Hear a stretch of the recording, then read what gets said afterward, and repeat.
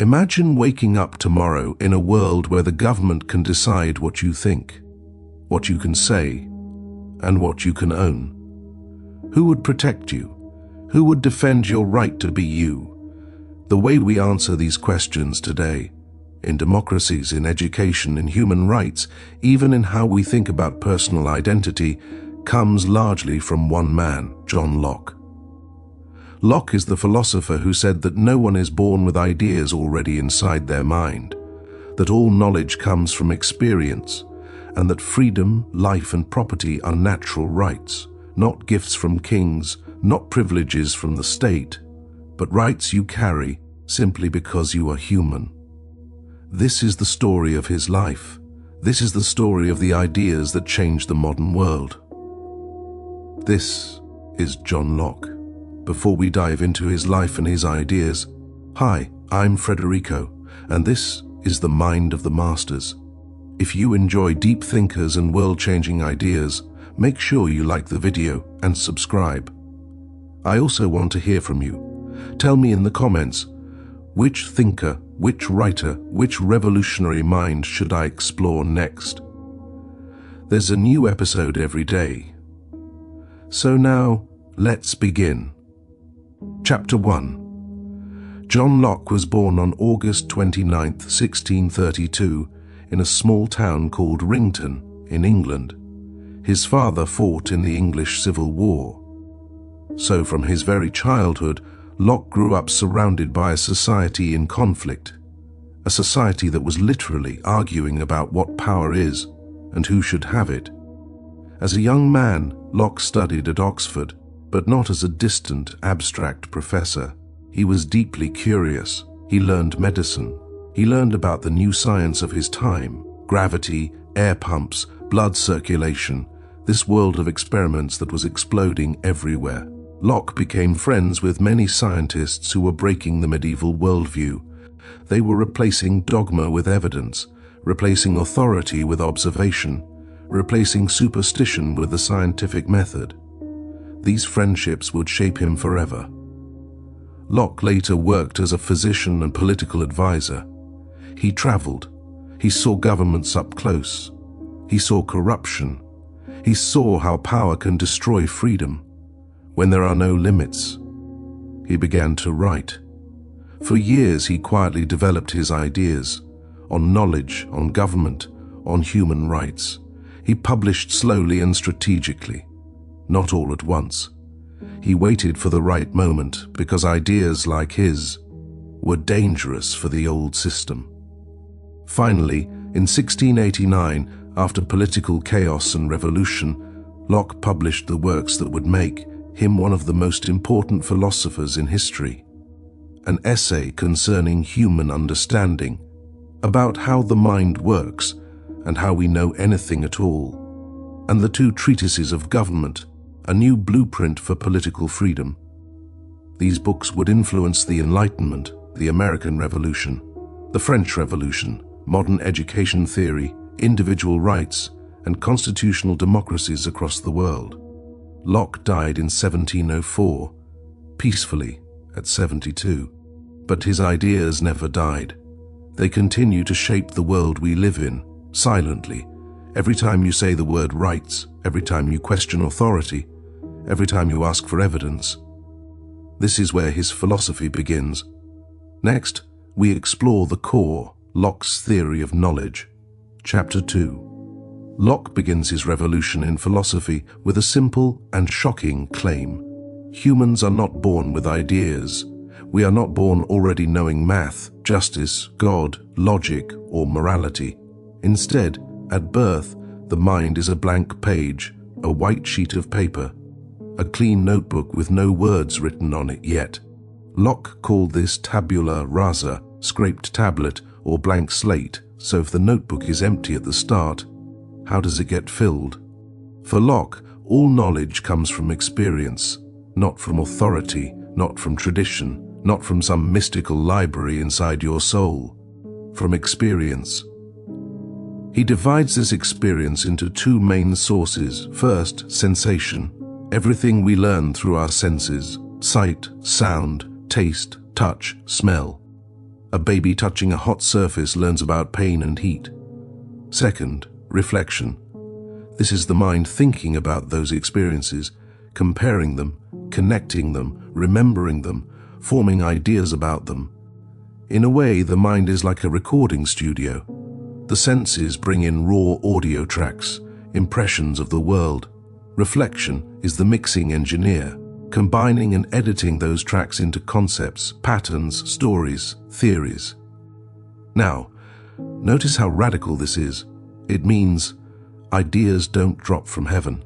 Ideas grow from life. Think about learning a language. No baby in history came out of the womb already speaking English or Portuguese or Chinese. The baby starts blank, hearing sounds, copying them, experimenting, making mistakes, and slowly forming meaning. For Locke, learning is exactly that process, repeated thousands and thousands of times over our entire lives. We build knowledge from the ground up, brick by brick, like building a house, and the foundation of every idea we have, no matter how abstract, begins in experience. This principle is the core of empiricism, the belief that the only reliable path to knowledge is through observation, experiment, and evidence. It's why science works. It's why education matters. It's why we must ask for proof when someone makes a claim. Locke's message is simple. The mind is not a container for ancient sacred truths. It is a laboratory, constantly testing, analyzing, and refining what the world shows us. Chapter 3. Locke now takes the next step. If all ideas begin in experience, how do we go from tiny little impressions to the giant, powerful concepts that we use every day? He says, ideas come in two basic types, simple ideas and complex ideas. Simple ideas are the raw atoms of thought. They are pure, small, basic, and cannot be broken down any further. For example, the sensation of red, the taste of sweet, the sound of a single tone, the feeling of soft. These are like the smallest Lego bricks in the mind. You don't create them. The world gives them to you through sensation. But now comes the magic. Your mind can take those simple ideas and combine them into new, bigger structures. That's what Locke calls complex ideas. Think about a bicycle.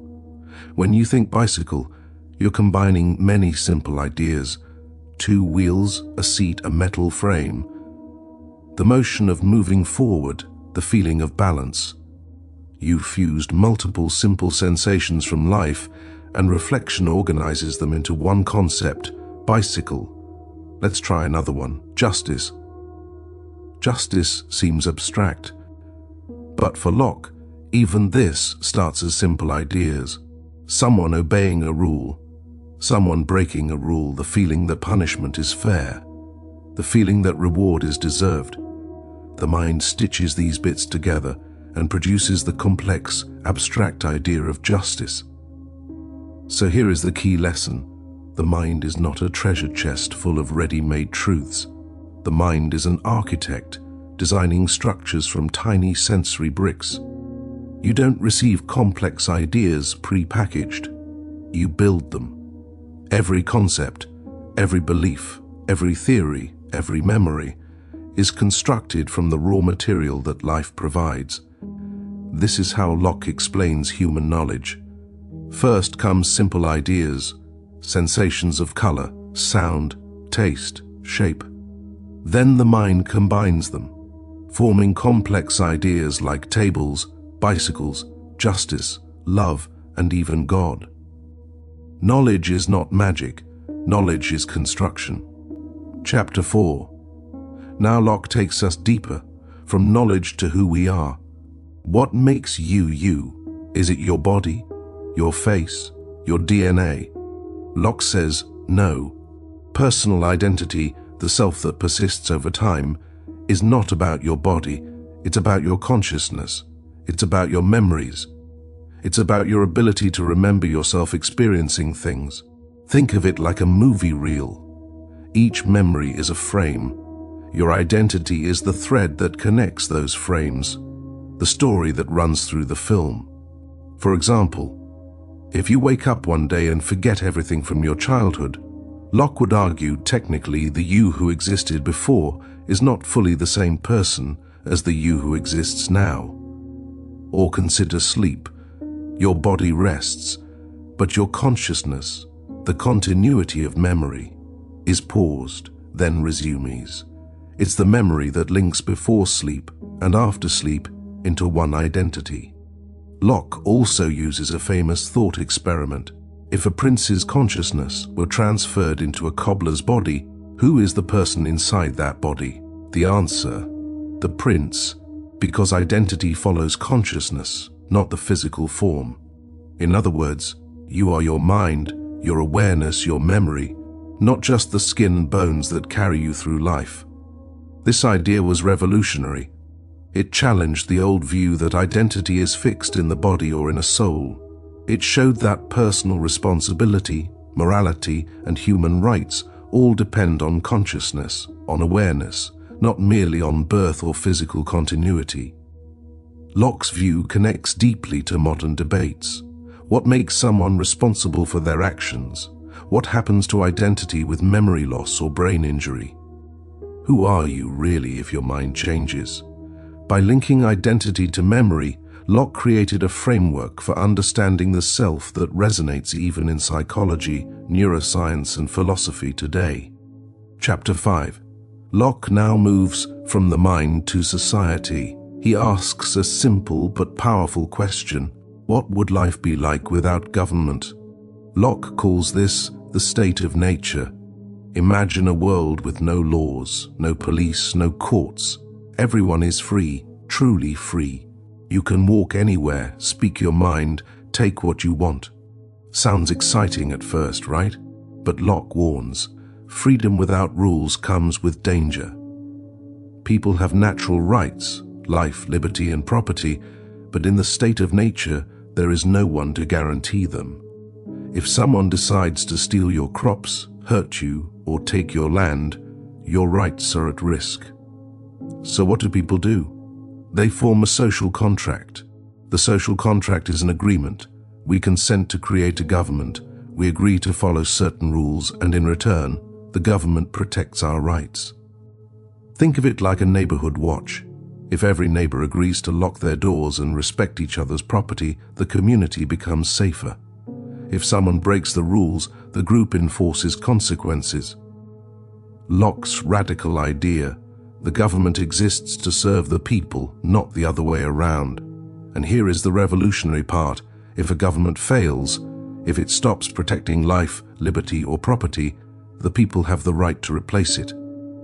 This is very different from Hobbes, who argued that any government, even a tyrant, is better than chaos.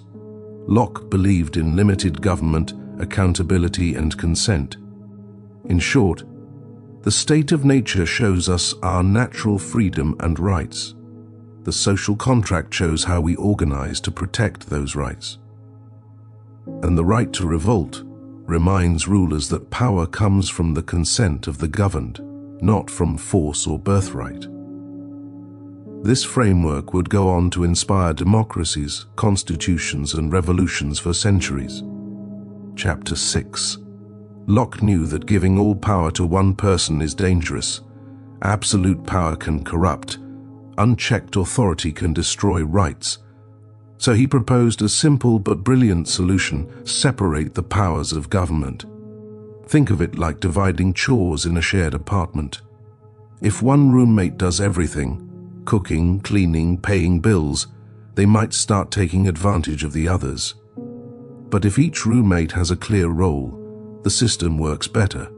Locke divided government into two main powers: legislative power, the people who make the laws; executive power, the people who enforce the laws. Some later thinkers, like Montesquieu, added the judicial power, interpreting laws. But the principle is the same. Power should be divided so no one person or group can dominate. This also ties back to limited government. Government is not free to act however it wants. Its authority is bound by rules, focused on protecting rights. Imagine a traffic system. Legislators create the traffic laws. Police enforce the laws. Courts judge when someone breaks a law. No single actor controls everything. Checks and balances keep the system fair. Locke's principle was revolutionary. It wasn't just about efficiency. It was about protecting human freedom. Divide power, limit power. Serve the people, don't dominate them. This idea would inspire modern constitutions and democratic governments around the world. Chapter 7. Locke believed that freedom wasn't just about property or speech. It was also about belief. He argued for religious toleration, the idea that people should be free to follow their own conscience. Imagine a neighborhood where everyone loves different music. One neighbor likes jazz, another rock, another classical. If each tries to force everyone else to play only their favorite, the neighborhood becomes chaotic and unhappy. But if everyone respects each other, harmony emerges. Each person can enjoy their music without interference. Locke thought the same applied to religion. Governments should not impose one faith on everyone. People must be free to worship as they choose, as long as their beliefs don't harm others. But Locke also made a distinction. The government should not force salvation or control inner conscience, but it still had a role in maintaining civil order. This was radical in 17th century Europe, where monarchs often demanded religious conformity and punished dissenters. By separating conscience from political power, Locke protected individual freedom while keeping society stable. In short, faith is personal. The state cannot dictate belief. Civil authority exists to maintain order, not control souls. Tolerance is a principle of peace and justice. Locke's ideas on toleration would influence debates on freedom of religion, the separation of church and state, and human rights for centuries. Chapter 8. Even the brilliant John Locke had limits and critics. His ideas were revolutionary, but not perfect. For example, Locke's theory of property, that mixing your labor with nature gives you ownership, was sometimes used to justify colonization. European powers claimed lands from indigenous people, saying, "We worked harder, so it's ours." Locke himself did not fully resolve these moral contradictions. Another critique concerns toleration. Locke promoted religious freedom, but he excluded atheists and Catholics in some of his writings. He believed some groups could undermine society, showing that even his tolerance had boundaries. Critics also note that his social contract assumes rational, consenting adults. In reality, not everyone has equal power or opportunity to consent. This raises questions. What about children, enslaved people, or marginalized groups? Does the theory always protect the most vulnerable? Finally, some philosophers argued that Locke's focus on property sometimes overshadowed other values, like equality, social welfare, or environmental stewardship. But here's the key. Locke's ideas were a starting point, not the final answer. Critiques don't erase his influence. Instead, they challenge us to refine and expand his principles for a more just world. Think of it like building a bridge. Locke laid the foundations, but later generations had to strengthen the pillars, widen the span, and fix cracks. By studying both his brilliance and his limits, we learn how philosophy evolves, always questioning, always improving, never static. Chapter 9. John Locke died in 1704, but his ideas never died. They live on in the way we think about freedom, rights, and government today. The American Revolution, the Declaration of Independence, and the US Constitution drew directly from Locke's principles. Governments exist to protect rights. Power comes from consent. Citizens have the right to challenge tyranny. Locke's influence goes beyond politics. In education, his idea of tabula rasa changed how we think about learning. Children are not born knowing everything. They grow, explore, and learn from experience.